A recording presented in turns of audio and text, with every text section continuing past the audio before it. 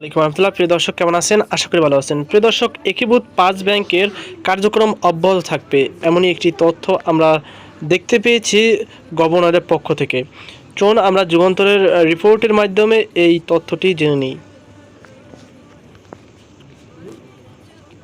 প্রিয় দর্শক, আপনারা দেখতে পাচ্ছিলেন বাংলাদেশ ব্যাংকের নতুন গভর্নর মোহাম্মদ মোস্তাকুর রহমান এর ছবি।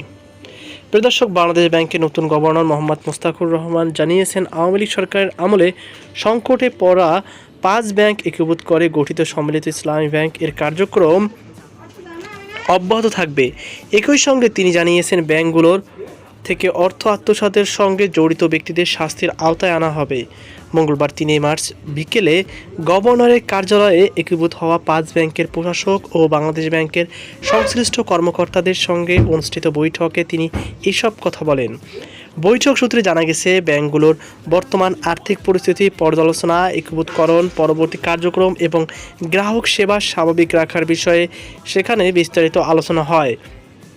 বৈঠকে গভর্নর কর্মকর্তাদের জানান, সম্মিলিত ইসলামী ব্যাংকের ব্যবস্থাপনা পরিচালক এমডি নিয়োগ প্রক্রিয়া দ্রুততম সময়ের সম্পন্ন করা হবে। বর্তমানে পরিচালনা পরিষদ বহাল থাকবে এবং ৫ ব্যাংকের আওতাধীন সচল কারখানাগুলোর উৎপাদন অব্যাহত রাখার উদ্যোগ নেওয়া হবে।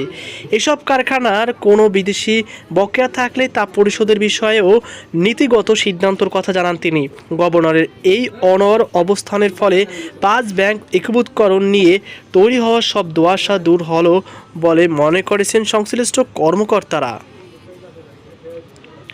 প্রিয় দর্শক, এর আগে গত রোববার ব্যাংকগুলোর প্রধান নির্বাহীদের সংগঠন অ্যাসোসিয়েশন অব ব্যাংকার্স বাংলাদেশের এবিবি প্রতিনিধির সঙ্গে সৌজন্য সাক্ষাতেও একই কথা বা বার্তা দিয়েছেন গভর্নর। তিনি স্পষ্ট করেন যে ব্যাংক খাতের চলমান সংস্কার অব্যাহত থাকবে এবং কোনো রাজনৈতিক চাপের কাছে তিনি নতি স্বীকার করবেন না। এছাড়া বর্তমান সরকারের নির্বাচনী প্রতিশ্রুতি অনুযায়ী প্রথম 18 মাসে 1 কোটি কর্মসংস্থানের লক্ষ্যমাত্রা অর্জনে প্রয়োজনীয় নীতি সহায়তা প্রদানের আশ্বাস দেন তিনি। উল্লেখ্য, আওয়ামী লীগ সরকারের পতনের পর আমানতকারীদের অর্থ ফেরত দিতে ব্যর্থ হওয়া এক্সিম, সোশ্যাল ইসলামী ব্যাংক, ফার্স্ট সিকিউরিটি ইসলামী ব্যাংক, ইউনিয়ন ও গ্লোবাল ইসলামী ব্যাংক একীভূত করে সম্মিলিত ইসলামী ব্যাংক গঠন করে অন্তর্বর্তীকালীন সরকার। তো প্রিয় দর্শক, এই ছিল আমার হাতে সর্বশেষ আপডেট। ইনি আপনার কি মতামত অবশ্যই কর্মকে জানাতে ভুলবেন না। সকল ভালো থাকুন, সুস্থ থাকুন। আজকে পর্যন্তই। আল্লাহ হাফেজ।